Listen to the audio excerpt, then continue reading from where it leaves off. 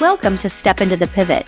We're your hosts. I'm Teresa Conti. And I'm Ivana Polonio. We talk with people just like you. We have honest conversations about current issues that women and men face and how we pivot to address them in our lives. This podcast is your companion as you step into a workout or take some time for yourself.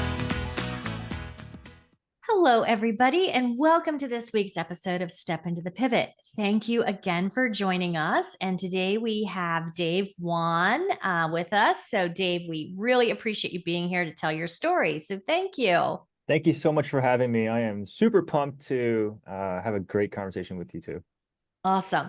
So just to give you a little bit of Dave's background, and then I'll let Ivana jump right in here. But Dave is actually our first guest who's has a TED Talk. So you may want to check that out. He's a certified money coach. He's the founder and CEO of Budget Captain, which is a holistic financial wellness company. So I know we've had some prior conversations about that, but let me let Ivana go into a little more depth and kind of get us kicked off here. Thank you, Teresa. Hi, Dave. So great to have you here. And so cool to be going into kind of like a micro level conversation with you because we met when Teresa and I were in the audience listening to you speak. And so our first experience of you was really as the public speaker that you are. And what you were doing is really connecting some pretty amazing points about, how emotions and money, not a conversation that people have every day. Physical experiences, spiritual experiences, and again, how that impacts, everything that we do, and then how it comes out in our finances and our financial experiences. So it was really amazing, the fact that you're able to like braid together these different topics that normally folks don't really talk about it at the same time. And you shared some information about your background and what influenced you. And so we would love it if you shared a few of these, gems with our listeners too. So without further ado, tell us, pick one, pick one, pick many, but tell us about life events, major pivots that you would highlight as the ones that have shaped you the most. Oh, absolutely. So I grew up in a family where both my parents were immigrants to South Korea. And while my brother and I were growing up in the household, my parents struggled a lot and they fought a lot about a lot of different things, to include finances. And there was a lot of hardships that we experienced growing up.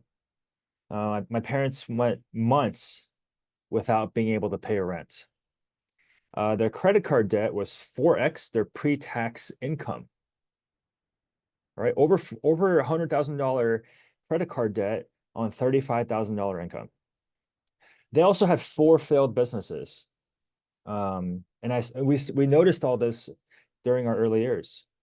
And then in college, to cap it all out, my parents declared bankruptcy. And it was the second time I've ever heard my mom cry. And to avoid what my parents went through, after college, budgeted like a madman. And I kept track of all my expenses and my income like a crazy person. And so I did all that, and my bank account would show some money that I was saving over time. And I'm like, look at me. I'm saving some money. Look at that. Look on paper, look, everything looked fine. But in the background, I still had some like really odd emotions and feelings I could not really explain. And I'm gonna go over 2 of them. The money that I was saving during that time period, I was scared of spending it. And during my 20s, I was scared to contribute to my 401k, and I didn't put a single penny towards my 401k. I actually had that money diverted to the savings account. And so I'm not really sure why that happened, or what was going on. But 6 years after I graduated college, I bought my first house. And 2 days after I bought my first house, I suffered this massive panic attack, and it completely just paralyzed me for several months. And once I was able to kind of get back on track and take a look back, I realized that there was a lot of repressed and unaddressed emotions that were under the surface that ended up coming up above the surface during this time period. And a lot of that was fear.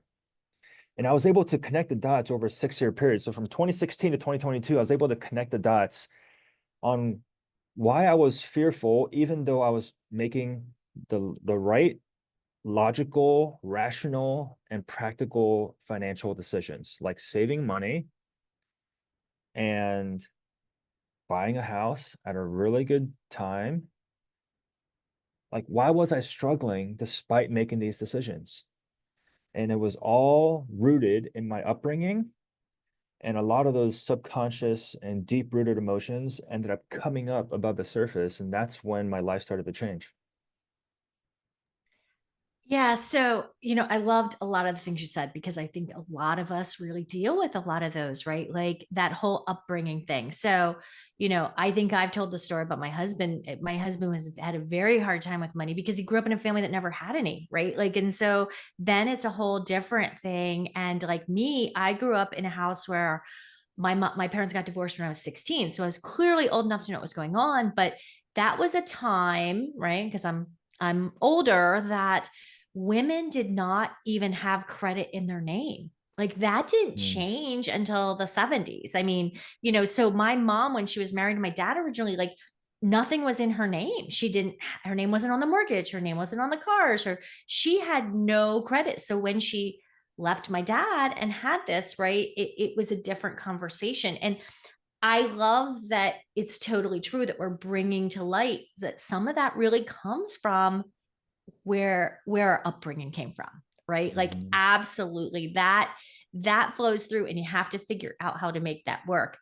The other thing, Dave, that you said that I really caught on to was that then you were afraid to spend it, right? Your panic attack was because you had just spent all your savings. And that's a crazy thing too. They talk about that when people go into retirement, that they've spent all this time saving and now's the time for them to spend it and they don't want to spend it or can't spend it or whatever's holding them back. Can you just Mhm. talk, like, what's your thought about some of those before we kind of get to our next question? Because those all really struck me. Yeah. Um, there's a reason why, there's a deep reason why we do what we do. Like if you take a look at an iceberg, the tip of the iceberg is what you could see and what's on paper.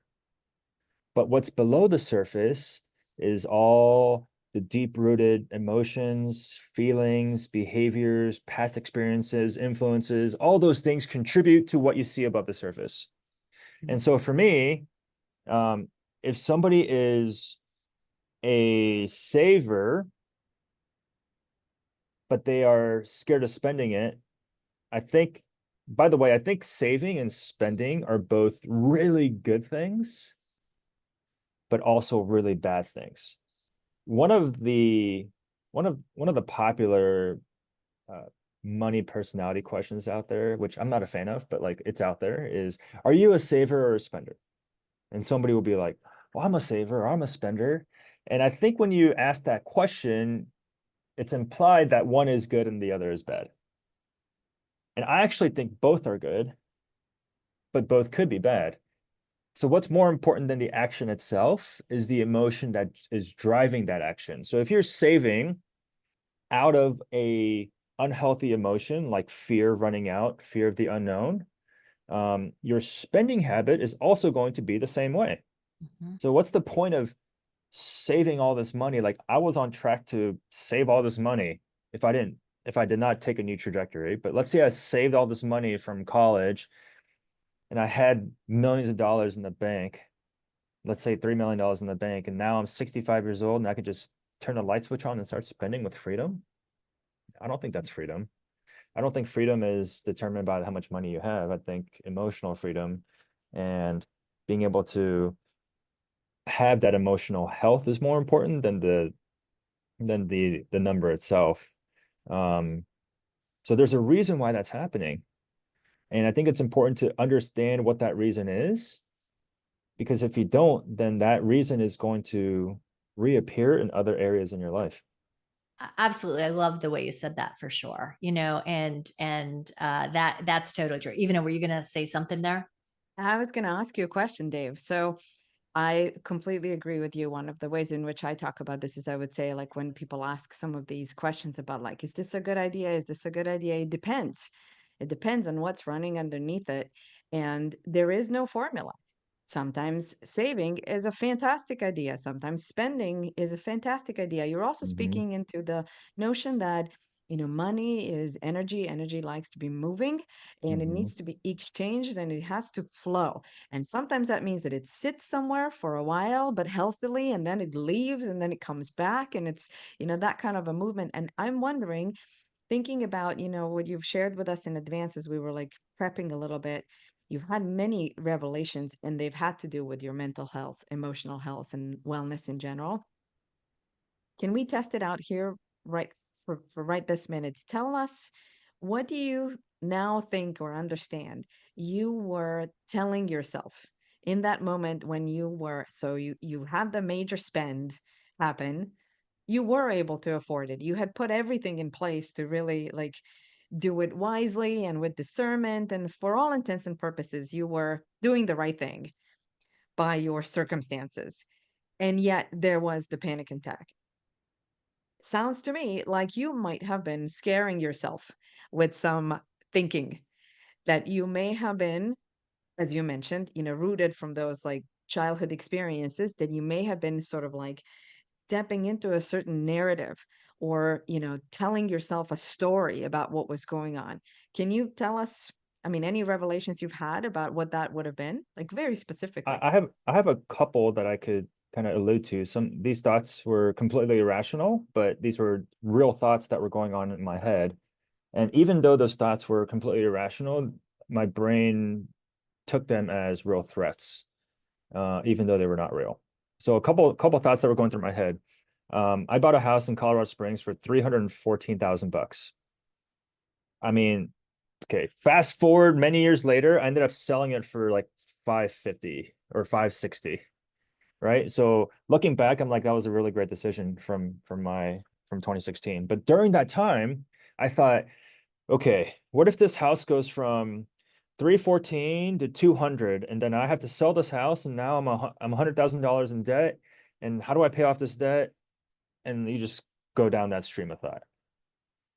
And when I bought the house, my hope was it was a 5 bedroom house. I was single at that time, 5 bedroom house, 3,000 square feet.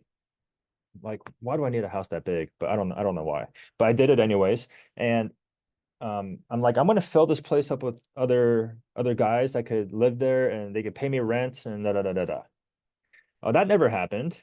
And now I was like spending more money than I thought I was going to spend because I thought the roommates were going to subsidize that.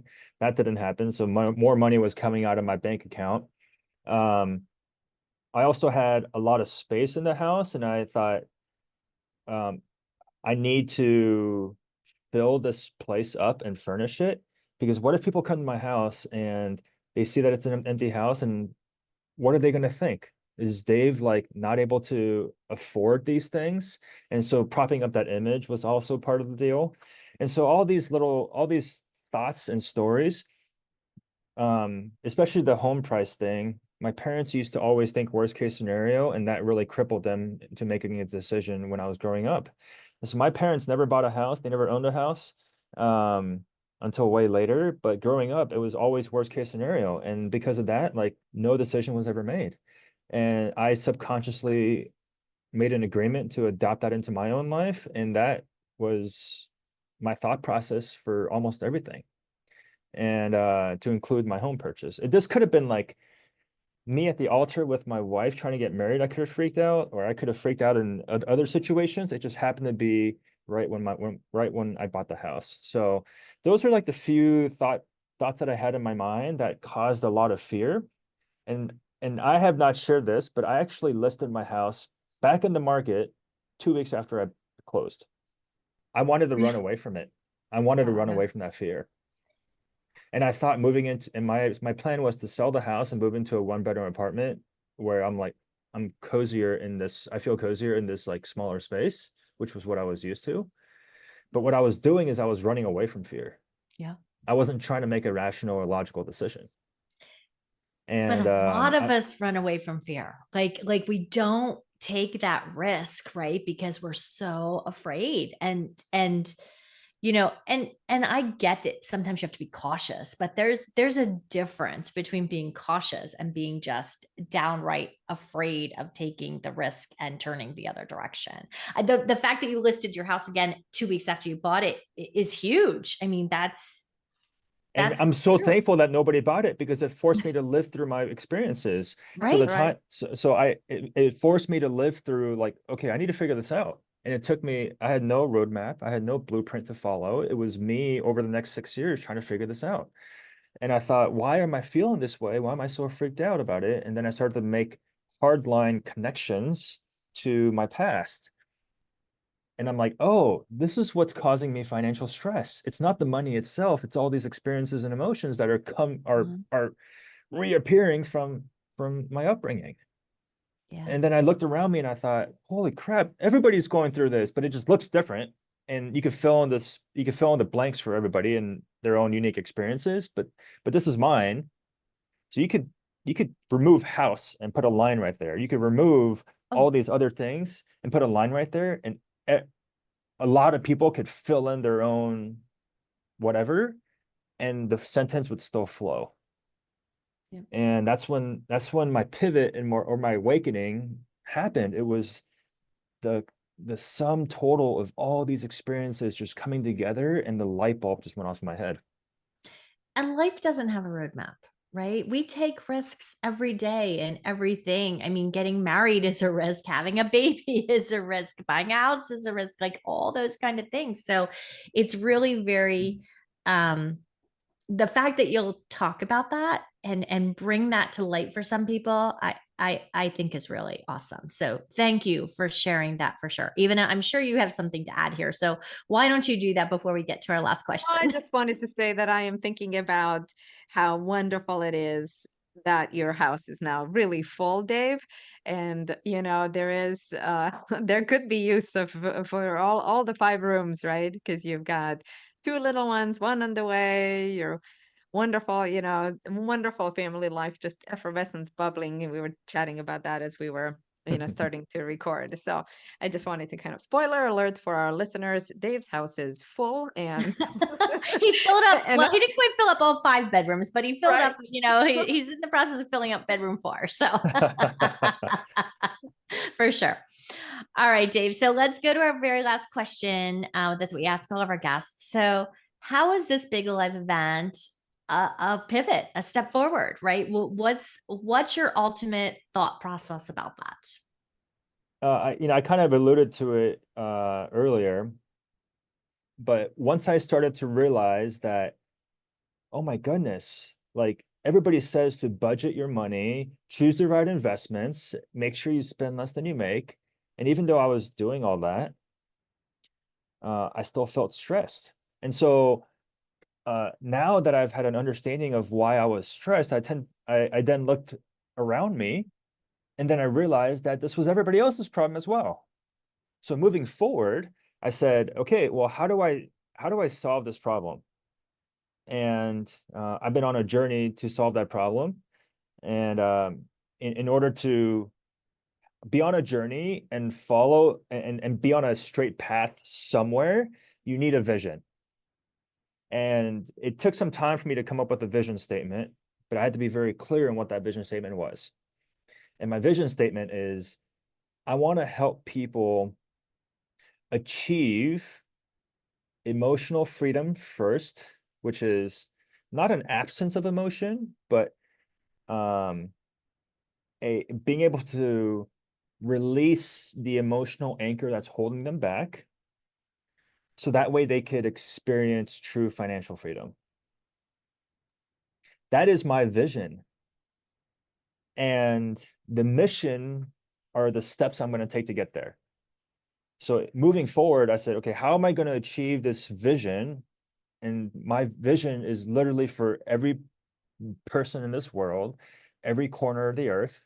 And how am I going to get there? And that, as an entrepreneur, it's not a straight path, but you got to test some things out, iterate. Your messaging is different, your audience is different, but how am I going to get there? And so, so now I'm bringing this message to the stage, speaking, working with different teams in corporate America, and getting my message out there is the goal. So once I was able to make that realization and make the pivot moving forward, that's what it looks like. Talking about it is so important, right? Sharing the story and talking about it is really what it boils down to. Yes. Yeah, and I have my own unique story. I have the stories of people that I've interacted with. I used to do one-on-one coaching way back in the day, and I know those stories as well. I don't know everybody's story, and so I really want to go out there and hear other stories as well, because everything is nuanced. There's no here is the exact steps you need to take to get better, or whatever. Everybody's situation is nuanced. And so, I have an open heart, an open mind, and I want to go out there and learn as much as I can, because I'm taking what I've learned so far up to this point and sharing that with other people. But as I continue on this journey, I'm going to learn other things as well. And so I'm a sponge. I'm going to grab all that and continue to, go on this journey with confidence and compassion. Beautiful. And with the knack for inspiring others to do the same. Thank you for motivating us to look at what's underneath our own, thoughts and beliefs and emotions when it comes to money and finance. And really wonderful to hear you so, openly share about the fact that, like you say, it's nuanced and there is no formula. But, following, I love the invitation to have a vision, to be really clear on what it is that you're doing and why you're doing it. And I love that you also, highlight that you are a student for life. And in my experience, that's what makes a really good teacher. Thank you for being here with us today, Dave. Yeah. This was super exciting. I am so glad to have had this conversation with you too. And thanks for having me here.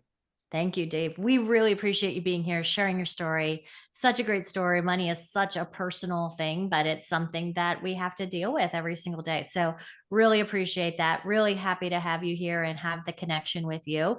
Thank you to everybody who listened this week, and we will see you next week. And just a reminder, if you have a pivot, step into it.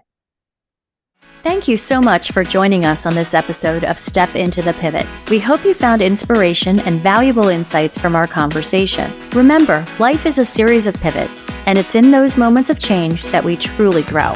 If you enjoyed today's episode and want to stay connected, make sure to check out our websites. You'll find additional resources, behind-the-scenes content, and more details about our incredible guests.